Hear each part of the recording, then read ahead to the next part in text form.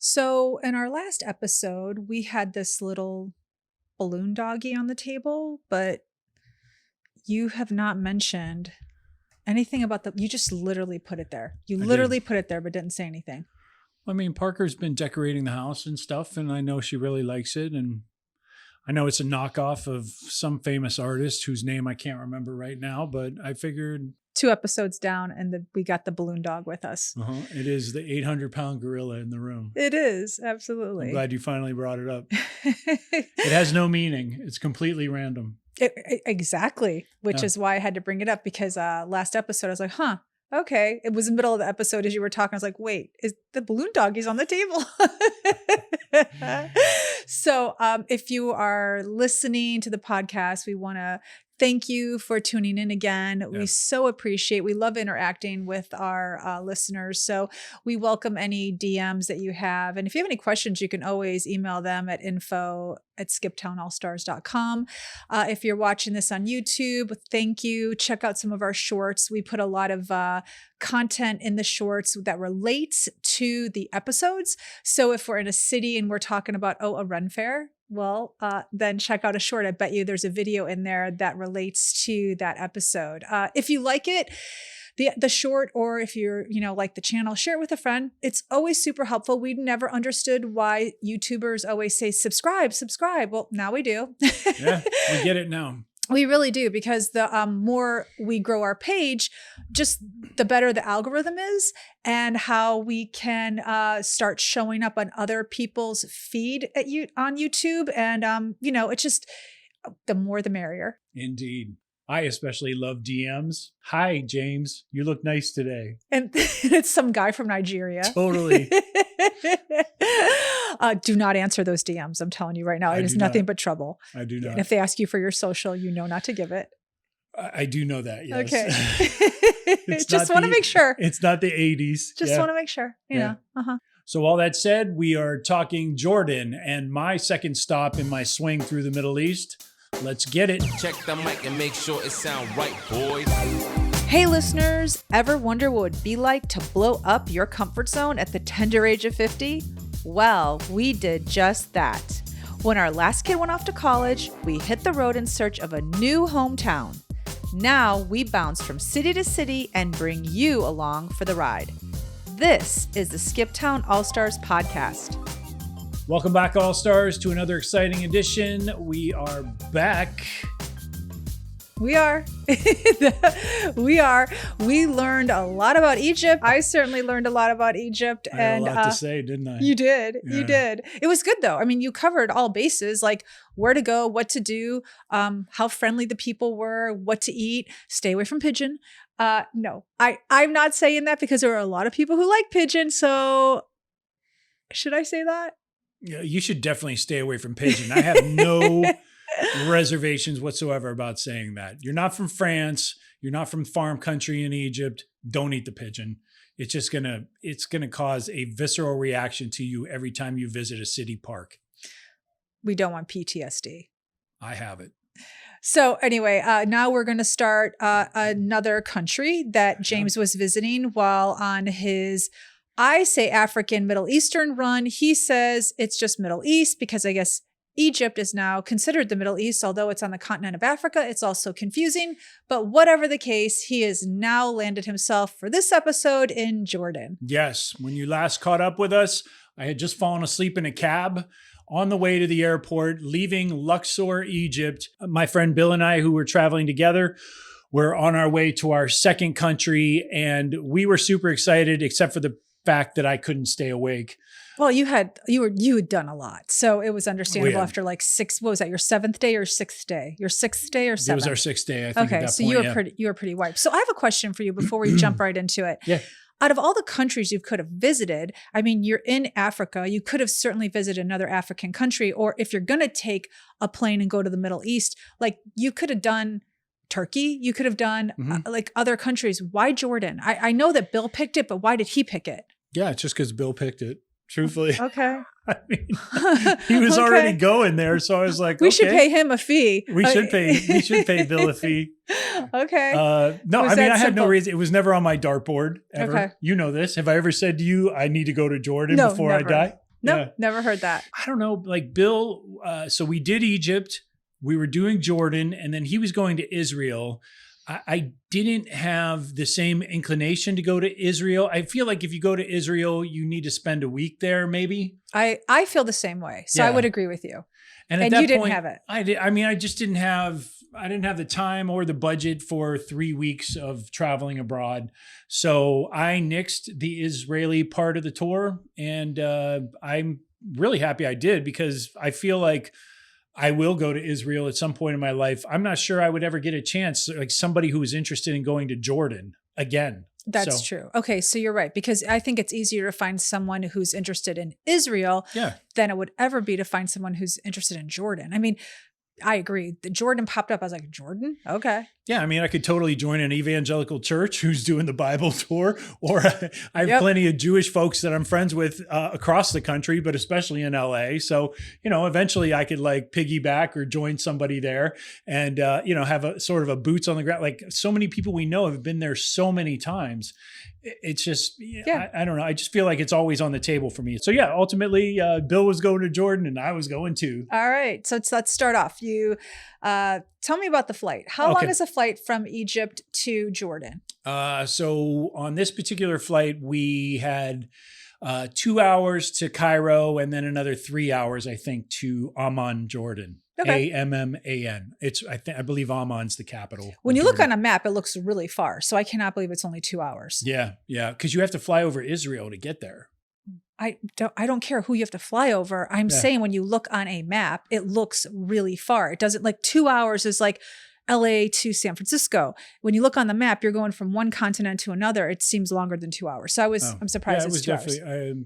I would say 3, something like that. Here's a situation though that I've noticed, especially on these flights in the Middle East, is their airport structure is different than ours. You show up at the airport in the United States and you're right there in front of American Airlines or whoever. You go, you do your checked bag dance and all that. You stand in line, you check your bag, they take it, then you go through security. Mhm. It's not like that in the Middle East. In the Middle East, you go through security right away. No. But here's the issue. If you go through security right away and then you go to your ticket counter and that ticket counter is not accepting bags for your flight yet, you have a choice. You either have to stand around in no man's land. There are no chairs because you're essentially still in the security section. So you have a choice to stand around and wait for your counter to open or go all the way back out through security and wait in the lobby of the airport. And Bill and I walked in and promptly had to sit down.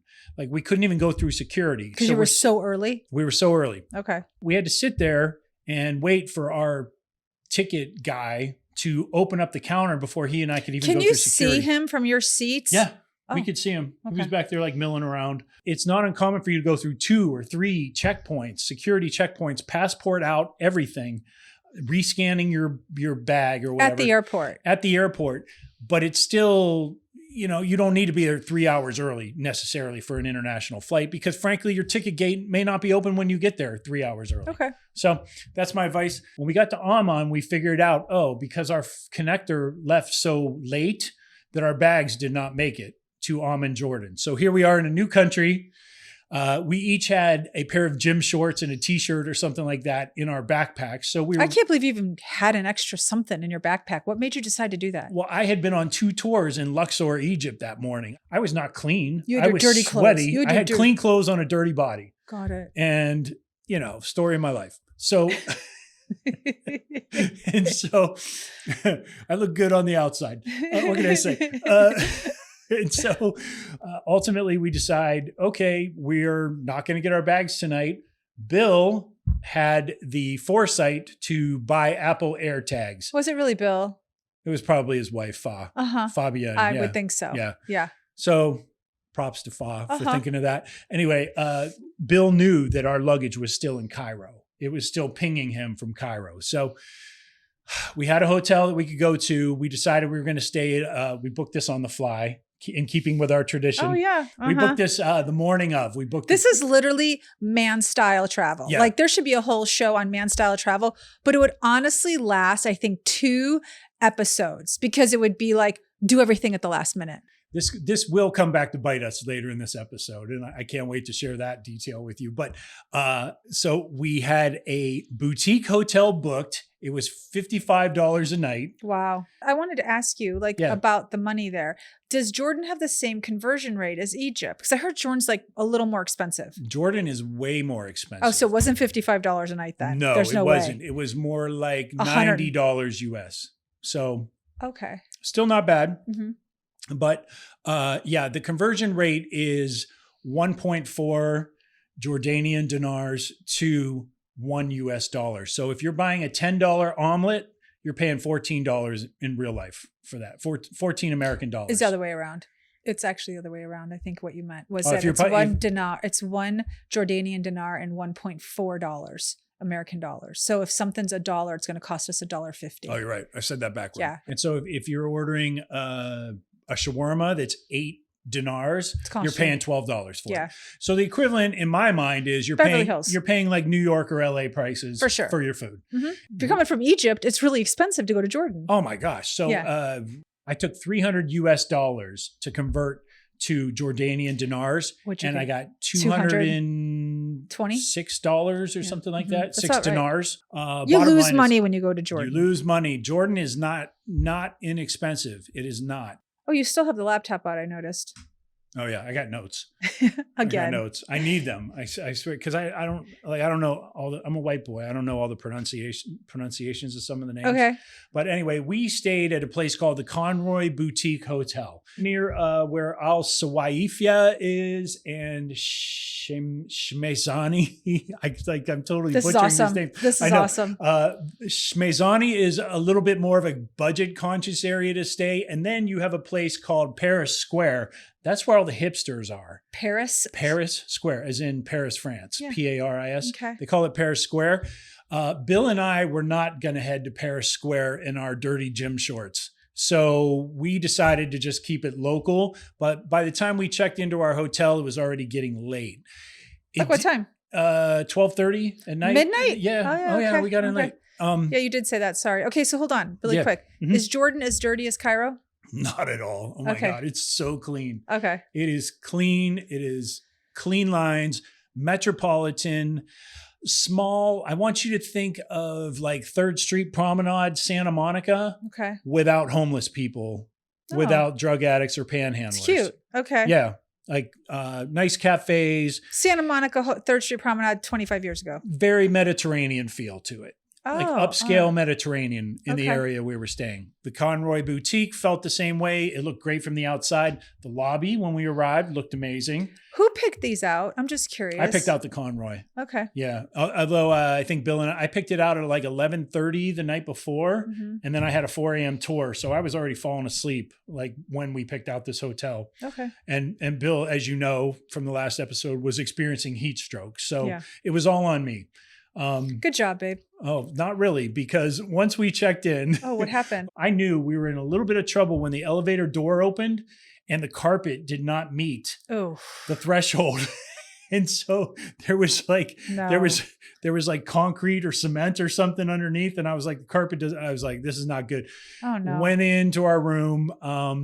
The beds were junky. The curtains were old. What? It was crazy. You said it's because like a boutique the hotel. place looked amazing from the outside. Okay, so the whole area looked amazing. We didn't do anything. We were tired. We didn't have any bags anyway. Oh so God. It was like, let's go. We were just so hungry at that point. We decided, all right, look, it is what it is. We paid what we paid. That's what you get. Although in fairness, so many hotels in the entire region were around the same price point. Like we picked something in the middle. So I don't know. We lost on that one. The room sucked. Woke up the next morning expecting fully that our bags, as we were told, would be in our hotel lobby. Did not happen. Well, as we were having our coffee, sure enough, we got a ping that our bags had arrived in Amman, Jordan. So we're like, great. We're just going to head to the airport and get our bags. Okay. Right? We're not going to have them deliver because they'll be on a bus all day or whatever, van all day. So like I said, I got like $206, something like that. That's not going to go far. It's not, because you know what? The cabs only take cash. Oh my gosh, are you serious? Yeah, like if you want the best deal on a cab, you have to pay cash. They have even the card machine in the cabbie? Yeah. No, some of them do. And Your cash is going to go so quickly when you're taking cabs. we had no idea at this moment. We would have converted a lot more money at the time than we did. Yeah. So Bill had found a driver while I was, getting my beauty sleep. Uh-huh. And the driver had to stop somewhere. He was part of a cab group. Mhm. So we had to stop somewhere, show them our passports. Okay. There were like requisite things we had to do. When you're in Jordan, you can buy a Jordan pass, which is equivalent to like our national park passes that we do for all the national parks. But in Jordan, it's also your travel visa. So you pay for the travel visa and it gets you into all the parks, Wadi Rum, the Dead Sea, all these places, right? So we're approaching the airport. We're about 5 minutes away after all these little journeys. And all of a sudden Bill goes, oh my gosh, I just got a ping. Like our luggage is on the move. Oh no. So they were about to loading our luggage. And now we were going to miss the van. And he's getting these pings from AirTag. From the Apple AirTag. Okay. Incidentally, I've purchased 5 since this trip. So one for every Gordon. Yeah, you haven't had good luck on luggage. I haven't. So our cabbie could have gone straight, right, or left. He decides to go left. And all of a sudden, Bill's Geiger counter, his AirTag starts going crazy. We're right on top of this bag. Oh, you're so lucky. Bill goes, wait, stop. And he hits the brakes. The cab hits the brakes. I recorded this stuff, so it's verified. All right. There are 2 guys loading a ton of luggage into 2 vans. And sure enough, Bill has this bag that his wife packed for him. It was olive green. The fact that she packed a bag for him. I know. Like, would you... First of all, I know. I can't even. Well, I mean, honestly, like he needs thought. He needs his binky. He needs his blankie. He needs all these things. Could you, if I came to you and said, honey, I want to pack your bag, what would your response be? I wouldn't want you to. Like, you're going to pack all the things, like you're going to pack the shirts I hate, like my least worn things that you think look nice. There's no way. No, it would never work. If you came to me and said, honey, I'm going to pack your bag, my immediate response would be, who are you and where's my husband? Yeah, it's never going to happen. I couldn't even. I just so 1950s. I cannot believe Fa packs his bags for him. I know. Like that. I can't believe he lets her. I know. June Cleaver. I could just see him laying on the couch watching football while she's packing his bag. Can't you just picture it? Like, yeah, she did all the laundry and then folded it up nice. And everything was nice and pressed. And then she has it all like zipped up and it's by the door for when Bill's about to leave. Like that's kind of incredible. Well, the best part is this. She puts it in a bag. And I know, I forget the maker of the bag, but it's an upscale bag, right? Like it's suitcase. It's a suitcase, hard shell.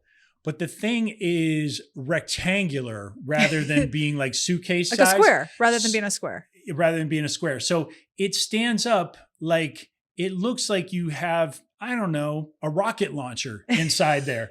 And so he's carrying this thing all around the Middle East. But it's like a Longchamps suitcase or like a Louis Vuitton. Like it's super expensive. I know. 2 white guys with tattoos carrying around a rocket launcher through Egypt and Amman, Jordan. How do you think we looked? Like, what do you think we looked like to them? know. That's really funny. Is there funny. any wonder we had 1,000 checkpoints everywhere we went? Yeah. Thanks, Fa. I know. So with that expensive suitcase. But in this case, it worked out because we pull off and our cabbie slams the brakes. We get out of the car, we go running over there, and Bill's like, I have it. That's my bag. Are my bags in there? And all this other stuff. And he looks in the first van. He's like, no. And then he looks in the other van, and sure enough, there's his bag sticking out like 7 inches taller than all the other of the bags. So you could like see it. Was your bag right next to his? Yeah, totally. It was right next to it. That's so funny. So the real moral of the story is AirTags were the hero that day. And his tall suitcase. Yeah. So in the end, thankful for Fa. Because if it was up to Bill, it would have been a black duffel bag and it would still be on a van somewhere. Oh yeah, it'd been a scuba bag for sure. So that was it. After that, we were off to Wadi Rum. Okay, so what's Wadi Rum? Wadi Rum is a desert. Sounds super glamorous, I know, but it's actually a desert where Dune, The Martian, and Star Wars have all had portions of the movies filmed. Oh, wow. Okay. Yeah. So, but on the way, our cab driver, his name is Hotels. I think it's Hotels. We asked him to pronounce it twice. It's Hotel. It's Hotel. Otels. But it had an S or a Z on the end. Yeah, Hotels. Hotels. Hotels. So we called him Hotels. Okay. And he answered to it. He was like, yes. I said, so I would say Hotels. What area is this? It's and then Hotel. It's Hotel. Probably. Go ahead. Maybe. Now that you're saying it that way, I knew it wasn't hotels. No, it was not. It wasn't. So, but he recommends highly that since we're in the Amman region, that we hit the Dead Sea on the way down there because we may not hit it on the way back. So, I figured you probably would hit the Dead Sea. I'm like, I just thought like you're near there, so maybe you would. So what was it like? it was it everything that you hear? So you check into a Hilton for starters. You got to go through there, and they take you mean to get a day pass? Yeah, you get a day pass. So wait, for where we went, there's no public like Dead Sea Park? There may be. There has to be. It's tough because it's so rocky. It's so rocky around this place. So you have to go to a resort to like, okay, all right. And there are sections of the Dead Sea where you can see the salt floating on the water. Oh, wow. So it cost us an extra $80 to have hotels take us there. Mm-hmm. And then it cost us $75 for the two of us to be able to go take their little shuttle bus down to the water. So it's $35 for a day pass for each of you? I think so. Okay. Yeah. That's expensive. An extra $80 to go just for transportation. Yeah. Okay. So it was an extra, like, I don't know, like almost $100 for you and Bill to go to the Dead Sea. It was easy $150 after the conversion rate. Yeah. For per the person? Two of us, total. Got it. Bill wasn't as into it as I was, but I talked him into it. And so we went. The Dead Sea is insane because it's exactly as described. There are no fish.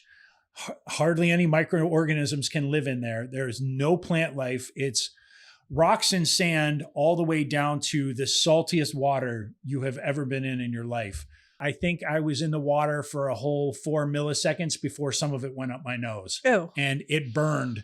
Yeah. The entire time I was out there. It was so hot. The water was warm. I'm sure. How did your skin feel after? Because when you're in the mall, you have all those kiosk guys bugging the crap out of you for Dead Sea shit. I want to know. Yep. You were there. Tell me. Okay. We got in the water. We did all that like saltwater business and decided, okay, everybody was starting to do the mud. So we were like, okay, we got to do the mud because we're here. You know, it's supposed to have all these magical healing powers, right? Yeah. And that's what the girl at the kiosk who like dragged me toward her kiosk told me. And so my knee's been a little tweaky. So that's the first place I put the mud. Afterward, I got in, you rinse off the mud, and we had been in the water maybe 20, 25 minutes. Blazing sun, right? Mm-hmm. But we had already, like we were in Egypt already. We had been out in the sun. We're tan at this point. I got sunburned in the 7 minutes that I was in the water for the second time washing off the mud because all of my dead skin was gone. No. And now it was all fresh skin. So I had redness. By the time we finished swimming in the pool and getting back into the cab to go down to Wadi Rum, I actually had, my arms were red and my shoulders were a little like, pink. You know, kicking off some heat. Huh. Yeah. Okay. So I think there is something to the salt stripping all of your dead skin away. Okay. It's just a natural abrasion, I guess. Yeah. And the mud certainly didn't help. Were you baby smooth? I was baby smooth. I was baby smooth. You like that? I do. I wasn't there to experience it, but you were baby smooth. Hotels pulled off on the way out of our place. Uh-huh. And out of the Hilton, and about 2 or 3 miles down the road, he pulled off and he said, "This is a place where Jesus allegedly walked on the water." What? Yeah. No. Crazy, right? Have you heard that it's in Jordan? Did you know he walked that? on the Dead Sea. I didn't know it was there. Did you take a picture? I did. Oh, that's amazing. I actually sent it to your brother and sister-in-law. I can't believe I didn't send it to you. No, you did not. No. Wow. Yeah. That's amazing. First of all, I didn't know it was in Jordan. I thought it was in Israel. It could have been, it could have been like Sasquatch. You know what I mean? Like he could have just been saying that. Like this is the place. How would you ever know? I would never know. Right? How would I ever know? But I guess biblically there's some sort of support or something like that it was in that he region. could make up anything. Yeah. Well, the water was really, so that when I was talking about salt actually floating on top of the water, that's near the area where Jesus walked. Oh. So he could have just been walking on a salt flat. You know what I mean? You just debunked Jesus walking on water. I know. Next episode, I debunk water and wine. So it's 3 hours to get down to Wadi Rum at this point. So real quick, is Wadi Rum a town? Wadi Rum is a desert national park. Got it. Thank you. Okay. And in that national park, the reason I keep bringing it up. So it's kind of like Zion.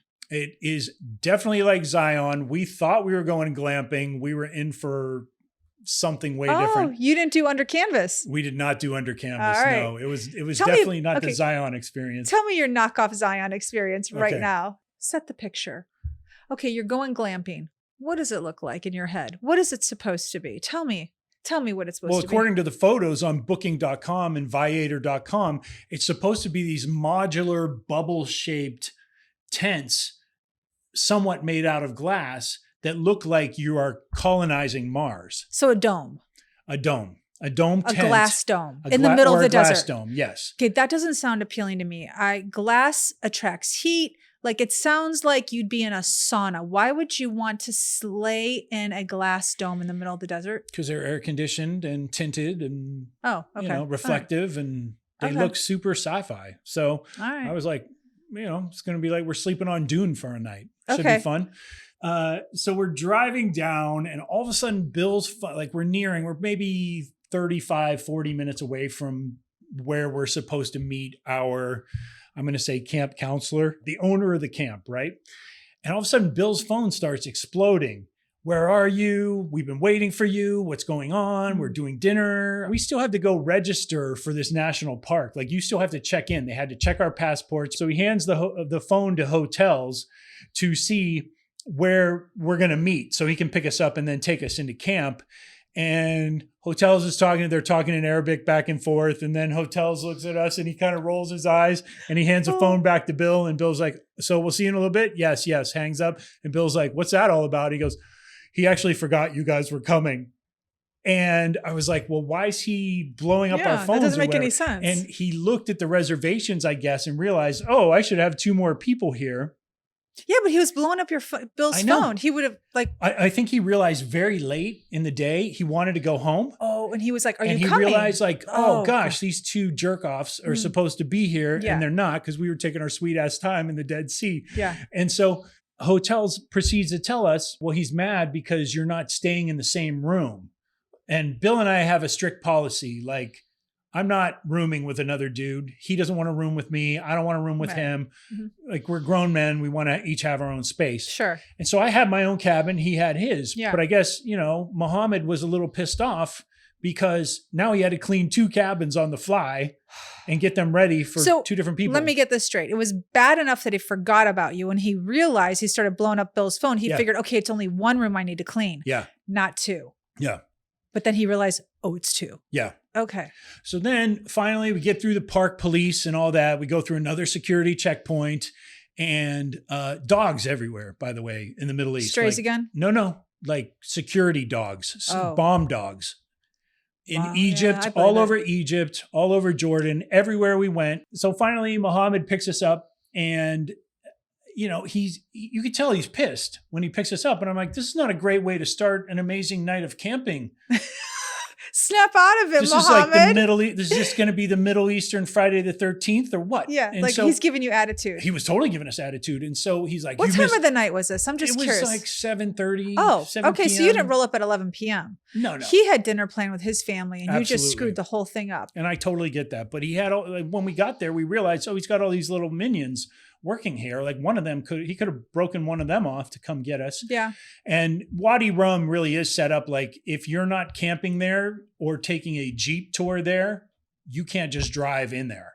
So you're not allowed, like, it's not like Yosemite where you can take your car winding through the mountains or Oh, anything like really? that. Not at all. It's restricted? It is restricted. Oh, Yeah. okay. So you need a permit basically to transport people in and out of And there. so the front gate is like, you can't get past the front gate. Hotels could not take us to our campsite. Oh, he really needed a permitted person who Yeah. was, Yeah. wow. So I that's wonder- a very important That facet. is. Okay. So for you to get inside Wadi Rum, you needed a permitted driver Mhm. to bring you in there. Yeah, And- like somebody who works so at maybe the the camp. truth is Muhammad is really the only one that's permitted because it's probably expensive to get permits. No, because he's got guys, as we would find later, that do Jeep tours and everything. They're allowed to Oh. drive around and everything. So Okay. he could have sent one of his.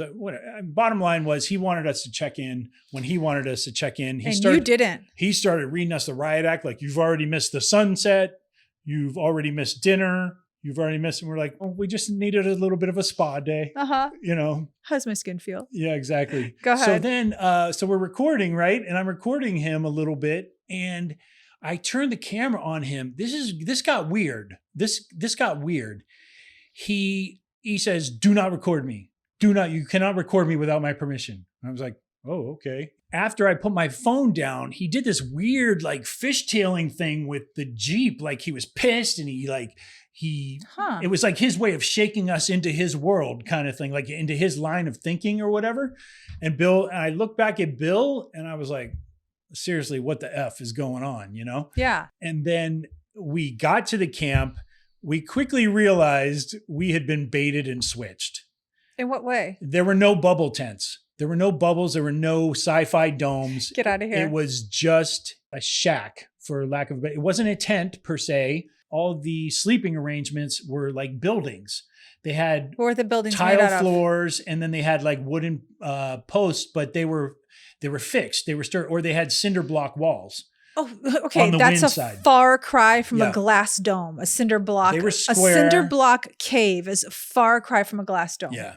So they were square and they were decorated with all sorts of Middle Eastern tapestries and fabrics and stuff. So that was cool if that's what you were expecting, but we were not expecting that. Where were the domes? Were there domes? Well, so I said to Bill when we got there, I was like, "Hey, bro, not for nothing, but these are not the dome tents, right?" Yeah. And Bill's like, "Hey, we were supposed to have, if you look at this guy on booking.com, the first picture is a dome tent." Yeah.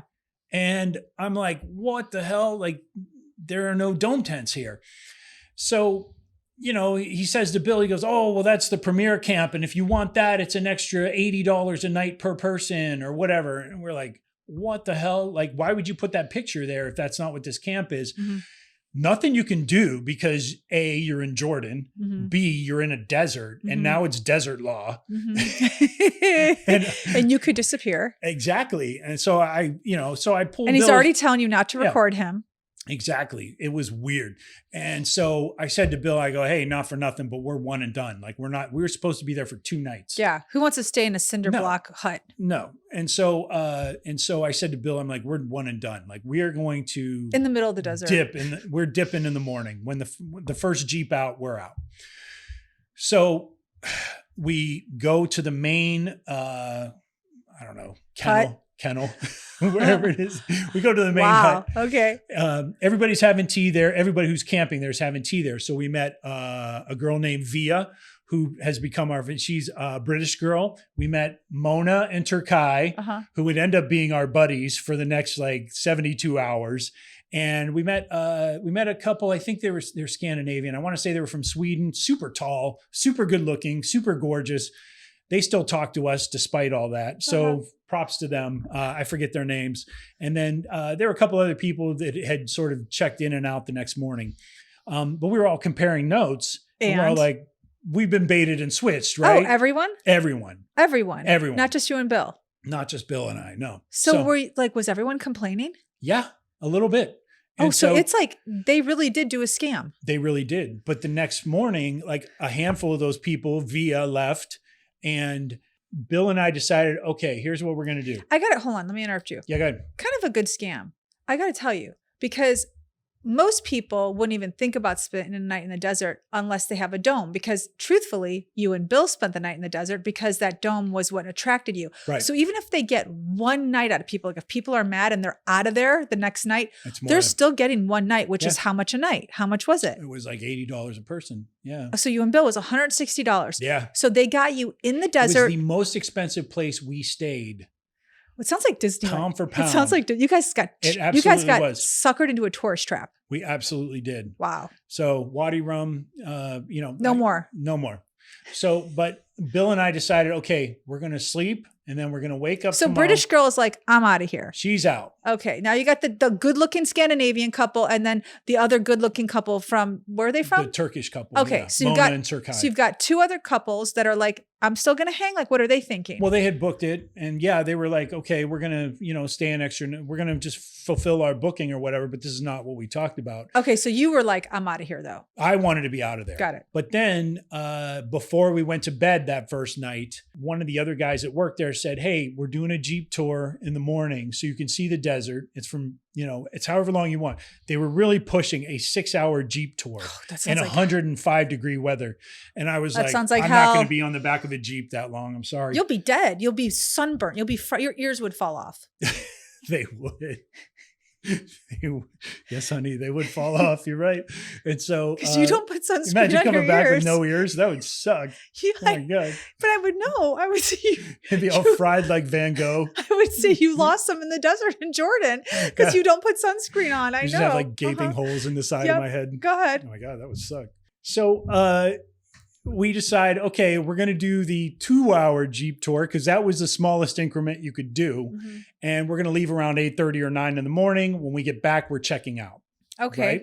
So we go on the tour, and the first place this guy takes us is this canyon. You pull in, and up on the mountain, you could see that there's a cavern where you can walk. And it did look really cool. It looked really cool. The only problem was there was about 200 yards of sand straight up to get to it. And Bill and I were both like, yeah, we're not doing that. Like hiking? Yeah, hiking. I was like, I just took a shower. I'm not doing that. So it was almost vertical. I swear to God. And it was like we're talking, this is the type of desert that you see in postcards with camels and all that stuff. Oh, it's so beautiful. It's powdery sand. Got it. And this particular stretch was going almost straight up. We were like, no way, dude, we're not doing that. Uh-huh. So then he was like, okay. And then he took us to another one where you could parkour up a cavern. So this one was all rocks, and he scooted right up. He's like, come on, see, you do it like this. And I could have done it like 15 years ago or something like that. Like, again, walking. Like, no, literally like rock climbing. Like, yeah. Like I know parkour. I know what you're saying, but like you're on your feet. You're not in the Jeep. None of this is a Jeep tour. You're talking it's on foot. Oh yeah, this part's on foot. So he would Jeep us. I'm sorry. When you say it's a Jeep tour, I'm not leaving the Jeep. That's what I think. Well, so after this second part, where he scoots up and you can go up there, and there are actually springs at the top. Like there's water coming through the rocks. God. I gave him my phone and I was like, you can go and you can do it, but I'm not trying to like fall down this ravine and break both my legs. He goes up, he takes video of the springs. He comes back down, our tour guide, and he gets back in the Jeep. And as Bill and I get back in the Jeep, I go, why don't we just give him a little extra money and just have him drive us around for a couple hours? Like, I don't want to stop any more places or whatever. So we get up to the next spot and he goes, this is where Star Wars was filmed. I think it was the third crappy Star Wars, like back in the early 2000s or whatever. Was it Ewan McGregor Star Wars? Yeah. Okay. And so, or maybe it was the new one. Maybe it was Rogue One. I don't know. It doesn't matter. It looked like sand. Did it look like it? It looked like sand. Oh, okay. So it looked like Tatooine. It looked like Luke Skywalker's home planet. So he could have said anything. He could have said anything. Okay. And he gets out and he goes, "This is Star Wars. Do you want to do this?" And we're like, "No." And like, we're good. We didn't even get out of the Jeep. We took a couple photos. Oh, just because there were like at that point you could see other camps and other Jeep tours going on. So it was a cool shot. When you go to the desert in the United States, you see a lot of cacti, you see a lot of greenery. Photos of Egyptian, or I don't know. I don't think I've ever seen a photo of a Jordanian desert. I think all of my photos that I've ever seen were claimed they were from Egypt. Yeah. Is there no plant life in there? Very little. So it really is all sand. Very It's just little. all sand. Yeah. Yeah. Oh, interesting. Okay. So think of no cacti. Think of no, I mean not even like dead brush. No tumbleweed. It is the pictures of just sand. It really is. Okay. Yeah. Yeah. That's fine. There was some here and there, very sparse, very, very sparse. Okay. So the final stop on our little Jeep tour, he took us to this place where there were 1,000 people going in and out of this ravine. I think it had some sort of religious significance. I'm not sure. Water? No, just a canyon. People could climb up on the sides of the rock, and it was shaded. Okay. So because of where the sun was in the sky. So it was a place, it really was like a small little, recreational area or whatever. There must have been 1,000 tourists at this one. Wow. Not 1,000. Okay. That's an exaggeration. There must've been at least 300 people. You weren't getting out of the Jeep, were you? We got out of the Jeep. We went right to the tea tent and we hung out there for 45 minutes. All right. So this poor Jeep tour guy was like, these two duds. Yeah, pretty much. but he had an easy tour and he still made his money. Okay. So we get back to the camp and I'm like, Bill, let's go, let's go, let's go. And Bill's like, well, let's just wait and see. At that point, Wait and see for what? well, our friends Mary and Gary from the Egypt episode were now in Jordan. Oh, okay. And we were trying to figure out, like, they're in Petra or they in Aqaba. Aqaba is a beach town, like right on the Red Sea, also on our hit list. And so we were trying to figure out, we were winging it. And now this is where winging it kind of got away from us. Oh, let's hear it. Yeah. Yeah, let me hear it. I'm looking for, I'm settling in. All right, let me get my popcorn. So with every minute the clock is ticking, the less chance we have of telling this guy we don't want to stay here. Because at some point he's like, you're into the next day. So we got back from our tour around 11, and at 1:30 we still had not settled. You're stuck with that place. We were stuck, right? Yeah. And so I'm sitting there. You were stuck at 11:30. I got to be honest with you. So I'm sitting there in the tea tent, covered in flies. Which tea tent now are we in? Are we still in the one? This is the one at our camp. Oh, okay. So now you're back at the camp in the tea tent covered in flies. Yeah. This is the one. There's no air conditioning? This is the one at Sleepaway Camp. There's no, oh my God, that's the biggest thing. It says air conditioning on the booking.com. Yeah. Yeah. The air conditioning is two of those pedestal fans. You walk in and you don't see an air conditioner. Yeah. Did you happen to say to Muhammad, there's no air conditioner? Yeah. We're like, what the hell? And what did he say? He was like, no, this will be fine. And you're going to be out on tours and stuff anyway. It doesn't matter. It says air conditioner listed in the amenities. Yeah. Yeah. I would not have been happy. We got stuck. Okay. So there comes a point. You can't really pull a Karen in the desert, can you? It's really difficult in another country. I would have really. I was so happy to get back to Washington, D.C. when I got back, because then I could just be an a-hole to everybody again. But, all right, so go ahead. So you're in the middle of the desert. You got nowhere. You're covered in flies. This sounds like an awesome vacation. I have to tell you. And, plans are still being formulated or whatever. And finally, I'm like, Bill, I'm going to go have a sweaty nap. And, I'll catch up with you a little later around dinner time or whatever. And he was like, okay. And he kept saying, let's go to Petra tonight. Just forget the camp. And I'm like, well, I'm not eating the money on this camp. I don't want to do that. It's like, go to Petra and get a hotel in Petra. Go to hotel and just, eat the extra night. Got it. Here at Wadi. And you were not having that. I don't know why. I know how you are. When you spend money, you want to suffer for the money you spent. So I totally understand. I'm like Bill. Like, you are. I've been like, I'm out. Yeah. I don't care how much money I spent. This is horrendous. You're right. And you're like, no. No. Yeah. I was like, we should have done this yesterday. Yeah. So now I'm like, forget it. We're here. So I'm just about to nod off. And all of a sudden, Bill knocks at my door and says, new plan. Oh. It was the best plan ever in the end. Oh my God. What was it? So our Turkish friends, Mona and Turkay, they're about 32, 33 years old. They actually rented a car. We would drive 2 hours to Petra. We would go to the Petra at night, which I'll explain in a second. And then we would drive back. What is the draw of Petra? Like tell me. So if no one's ever heard, because I never heard of Petra. I mean, I people have heard of Petra because of The Amazing Race. I don't watch The Amazing Race, but I know that they went there.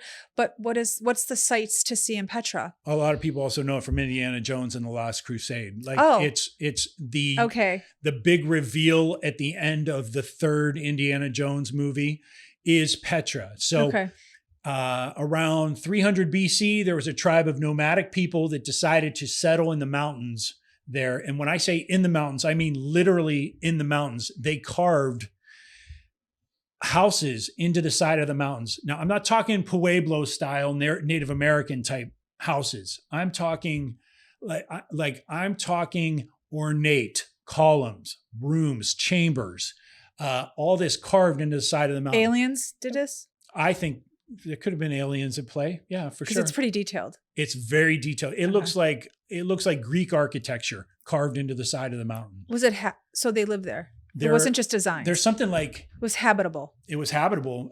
They had a water system. Oh wow! Okay. Yeah, that would collect rain, and 30,000 people lived there at one point. Oh wow! There's a period up until that's huge. I think it was like 100 or 200 years ago. People started explorers discovered it again. There was a period of like 500 years where nobody lived there, and all the water mains and all the water aqueducts had fallen into disrepair and all that. But bottom line was, I think there was something like 800 structures carved into the mountains where all these people live. Oh my gosh. So they had a full-on city carved into They the mountain. did. Okay. And the most famous one is the Treasury Building. Mm-hmm. We left Wadi Rum. We're driving 2 hours and we get It's a 2-hour drive? It's a 2-hour drive. Okay. Holy in our case, moly. it was actually 2 hours and 45 minutes because as it turns out, Turkai, our Turkish friend, has not really driven that much before. Wait, that's a big part that you left out. It is. So Turkai and Mona don't really drive in the city they live in Turkey. Like I don't think they have a car. How does he have a driver's license? I mean, I guess he has a driver's license, but they just don't. Oh my gosh. Like he hasn't driven that much. So a there's 2-hour there's obviously great public transportation there. Yeah. So a 2-hour drive took 2 hours and 45 minutes. Yeah. Bill and I sort of looked at each other and we were like, he's kind of driving slow. We're like, Turkai, you can open it up a little. You can go, you know what I mean? And he was like, oh, okay. He was like, I want to be cautious because I've never driven here. And well, I've never really driven that much before. And so you find out and I he hasn't driven at all. Yeah. And then I looked over at Bill and I was like, oh, we're in for a trip. Right. And so it took us a while to get up there. And as you're approaching Petra, now it is up in the mountains. So you're climbing like these goat roads. And we're like, are there no guardrails? No. And this is the first time this man has ever driven. It's the first time he's ever driven in Jordan. Probably the third or fourth time, I think he said, that he's ever driven, period. Okay, that's crazy. Yeah. Sheep, goats, you name it, as we were going through all these little villages on our way to Petra. We get there. It's basically like driving in San Francisco. You know how everything's on a hill? Yeah. And there's a cafe right there and you got to pull off. Yeah. It's like that, only you're not going to get robbed. Okay. And so, San Francisco is way more dangerous than Petra. Right, I know what you mean. So we stop, we eat. And so we go to Petra. You're winding through these caverns. It was super cool. They have those little bag lights leading you the whole way in. They're called Lumineers, right? Lumineers, yeah. Hundreds of people. Is that I know it's a band. Is that also the name of they're called Lumineers, right? You're asking me? I don't know. I think they're called Lumineers. You're the one that reads Crate and Barrel. I think it's Lumineers. Go ahead. All right. So you go in through this cavern. There are all these like lighted pathways and stuff.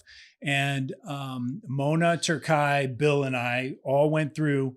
And you get to this opening and there is what they called the treasury. This is like the most iconic one out of all of them. It's probably the largest. So it's lit up. They're casting lights on the sides of the mountains. You could see the stars. Oh, wow. It was insane. It was a really cool view. And I kept grabbing like my phone and my wallet, like just kept checking them in my pockets because there were actually Bedouin gypsies all through the area, like offering to help you take a photo. And I'm like, bro, I'm not handing you my phone. Oh, they're going to run off with it. Yeah, exactly. Yeah. And like sneak into the crowd. How did you know they were gypsies?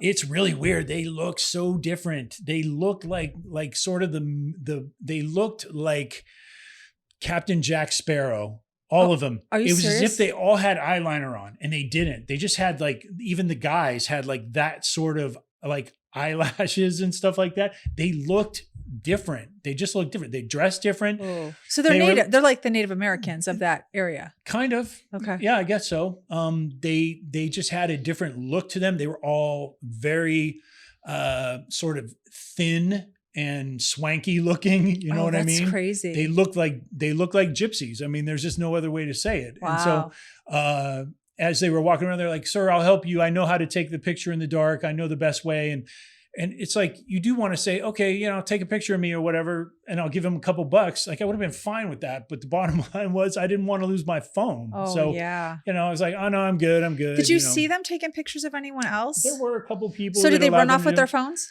I didn't see anybody run. I didn't hear anybody scream, my phone, my phone, my phone. So okay. No. All right. So anyway, we did that. And then we met up, our friends, Mary and Gary were there in Petra. They must have thought you guys were stalkers. Yeah, I'm not sure. I don't know. They must have thought Bill was a stalker for sure. Absolutely. Yeah. Yeah. But no, they were actually very inviting. They actually invited us everywhere they went. At some point they looked at each other and go, not them again. They might have. I don't know. We're going to have to ask. So they were staying at I would have said that to you.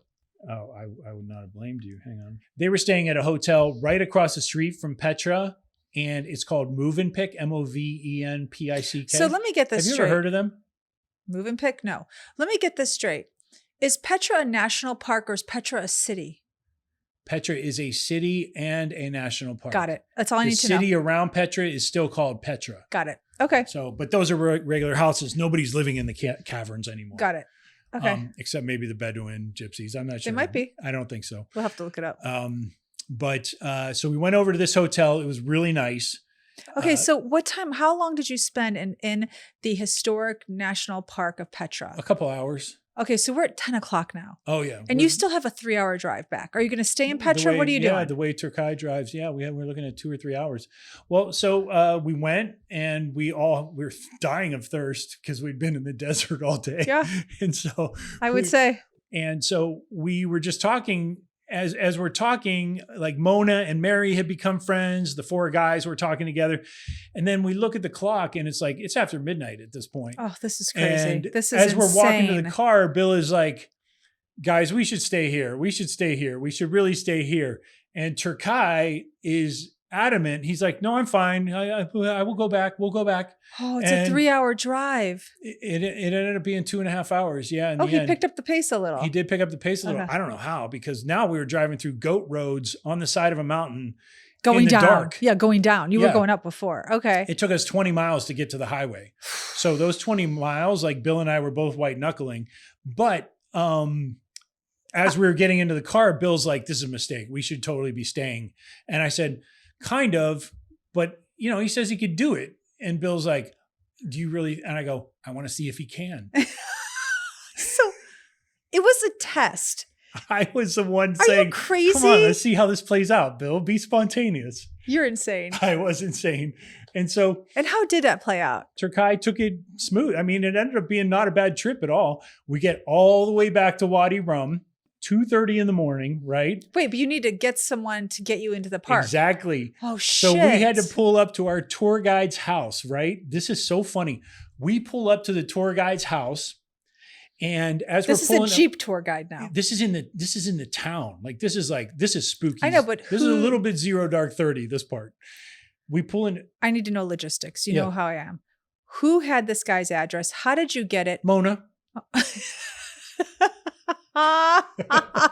Okay.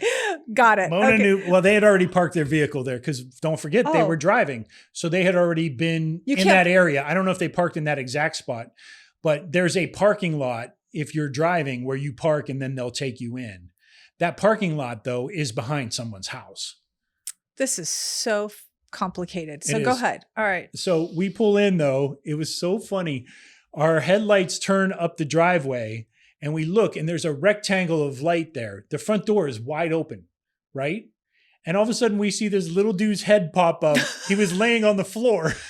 Oh, And it pops up in the door and we're like, it was weird. It was super creepy because it's like rolling up to a little town that you've never been in before yes. at 2:30 in the morning and all of Yeah. a sudden getting out of your car at somebody's Yeah. house, And so it was a little trippy. I'm not going to lie. He was but sleeping on the floor. he was sleeping on the floor. Okay. And then they get up and they're like, okay, let's go. And they took us to camp and we all crashed. And the next morning we were up at like 8:30, got breakfast real quick. And then we were out of there.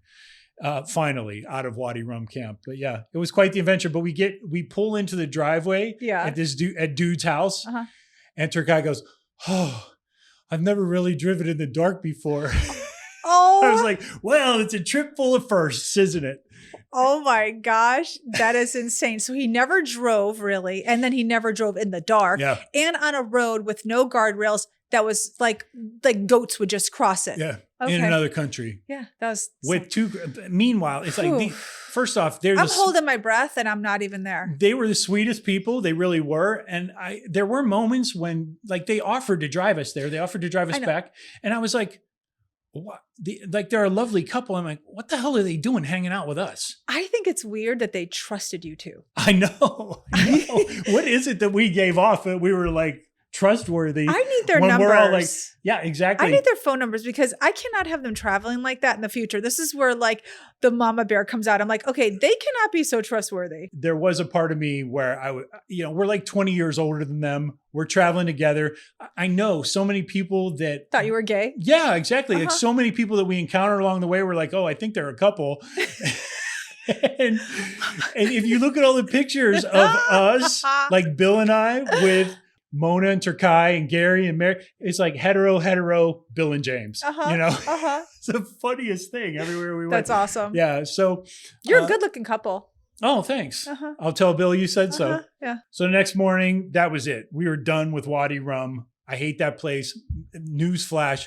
If you're going to go to Wadi Rum, my advice would be to stay in the nearby beach town on the Red Sea, Aqaba, Aqaba. Drive the hour and a half to Wadi Rum, do a Jeep tour, drive your ass back to Aqaba at the end of the night. Do not bother with the camps. Our camp was weird. I walked in on the day we were checking out, and Mohammed sitting next to Bill on the bed. And I'm like, what the hell's going on here? and he's basically making Bill leave him a positive review right there on the spot. And I guess he did it to Via the day before. The British girl that left. The British girl that left. Was like, I'm out of here. And she changed it afterward. And so now he was sitting with Bill, making sure that Bill left a positive review. And he's like, do not change it, and all this stuff. It was weird. The dude was so weird. He was weird. So my advice to you is do not stay in the Wadi Rum camps. Go take the Jeep tour, look at the camp, maybe get a cup of tea, and then get your ass to Aqaba. All right. So what happens if you change it? So what happens, as Via found out, is she changed it. And he's actually been hounding her at least 2 or 3 times since the trip. Now, mind you, this is already like we're a week and a half, 2 weeks out from this trip at this point. He just sent her a text actually today. She sent it to me and she said, the plot thickens and it's him. Like he was offering her $50 back to change her review.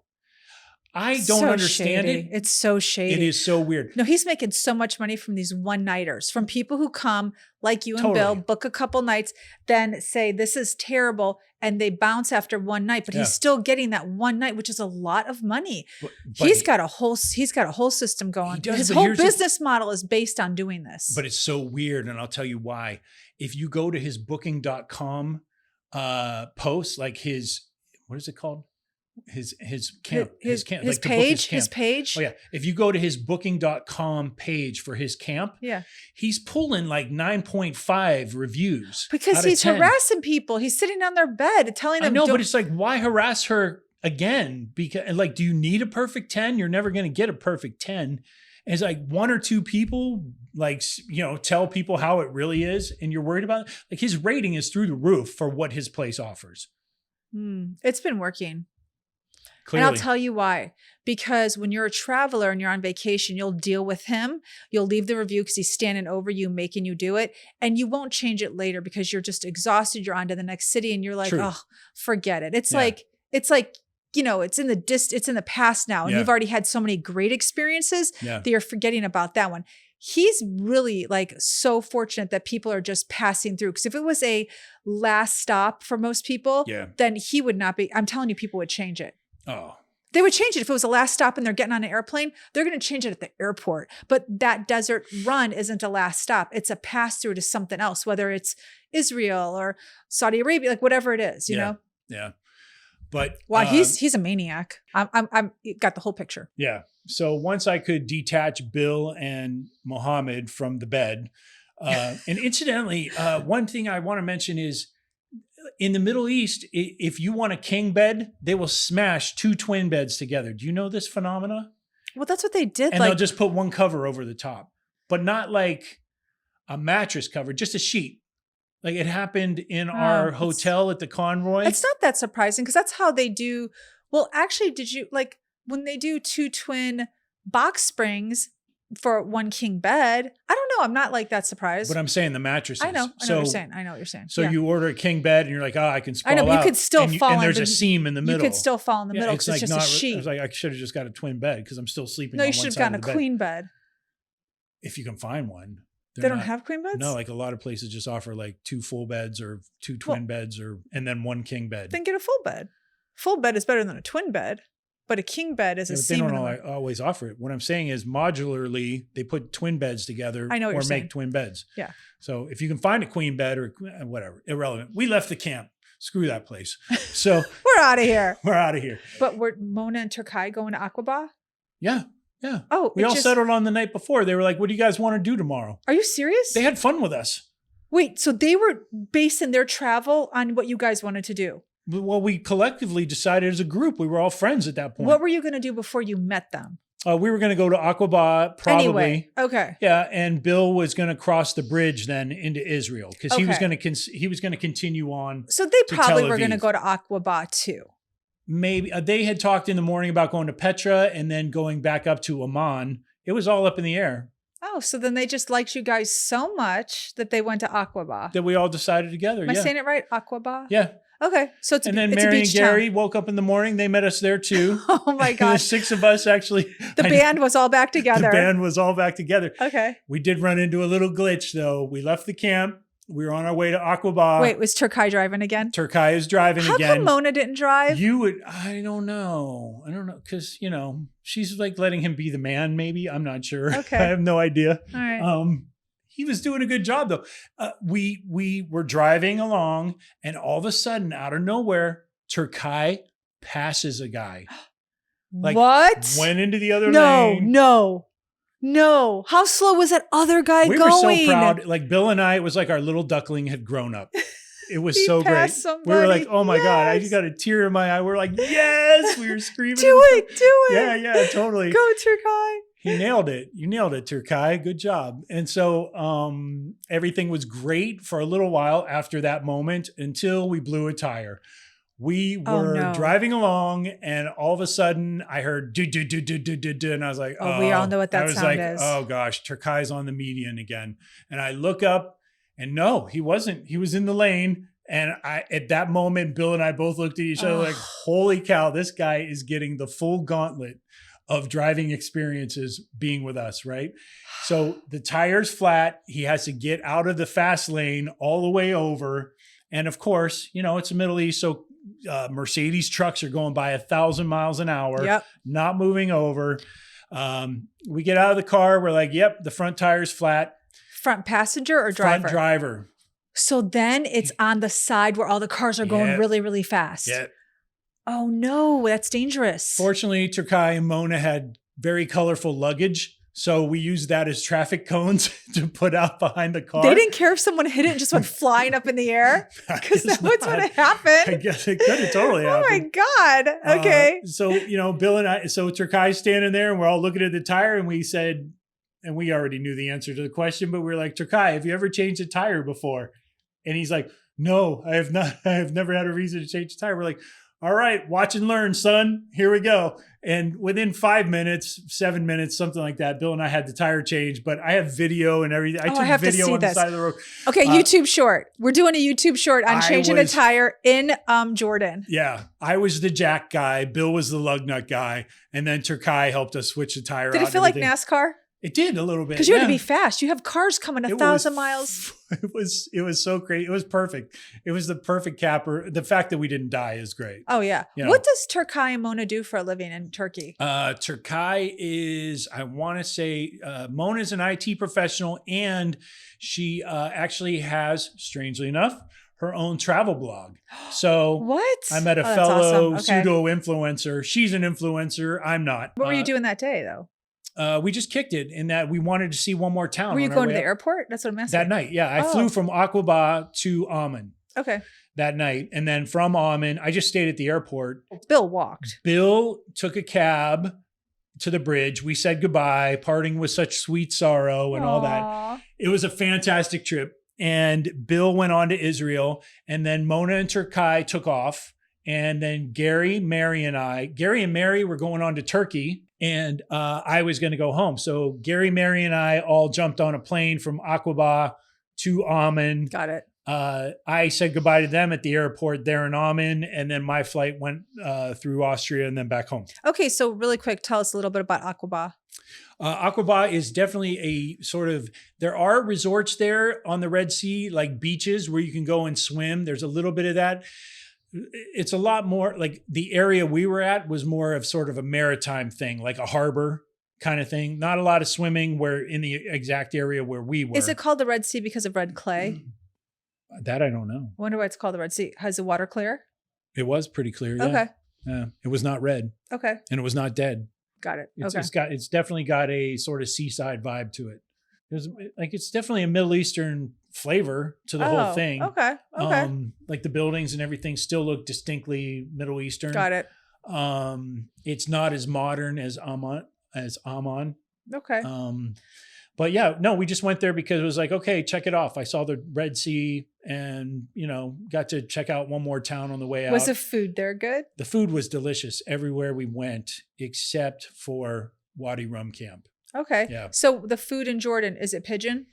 No, but strangely enough, when we were in Petra, Bill got a little adventurous and actually tried camel. Oh, I don't think I would do that. I don't think I would either. And in fact, I didn't because I had had enough of the pigeon experiment in Egypt. So I was not in the mood for exotic animals anymore. Okay. So okay, you're in the Middle East. So is the food give us real quick rundown on the food real quick. In fresh, Jordan. not full of preservatives. Mm-hmm. Lots of vegetables and fruits. It was very similar to Cairo in many ways, and similar to Egypt. Fresh fruit, all kinds of juices, all kinds of smoothies. Okay, so they eat really well, but they just smoke themselves to death. Pretty much, yeah. Okay. Would you recommend Jordan? I would definitely recommend Jordan. It was, especially Amman, was way more cosmopolitan and chic than I thought it was going to be. Okay. Not as does not have the skyscrapers of Dubai, is not nearly as large as Dubai. It was Middle East meets European a little bit. Oh, okay. Mm-hmm. That makes sense. Yes. Yeah. I get it. So ultimately, I just want to give a huge shout out to Mona and Turkai for letting Bill and I join their cause and have a great time on the trip. They really did rescue us from Wadi Rum Camp. It sounds like it. It was amazing to have some new friends. I wonder if they left a review. I don't know if they left a review or not. I guess I would have to message them. You're going to have to. If you are heading to Turkey, you may want to also follow Mona. She is at Mona, MONAGENCER, on Instagram, at Mona Gencer. I highly recommend it. She speaks fluent English and Russian, and she's quite the enigma. So with all that said, thank you for letting me recap. I think you should go on a trip soon. Yeah. Maybe Wisconsin. Okay. Random, but all right. That just came out of nowhere. Maybe, Wisconsin, huh? Yeah. Door County is supposed to be a nice place to visit. So maybe I'll go there. Yeah, we've heard that for sure. Yeah. Oh, you're going to head to Door County with the ladies? Maybe. Oh, look at you. You got something up your sleeve. You go to Jordan. I go to Wisconsin. It's the same, but different. All right. I get it. Don't come back a Packers fan. They won't talk to you in Never. Chicago anymore. Are you kidding? Never. Take them out. Empty nest, full tank. See ya. Check the mic and make sure it sound right, boys.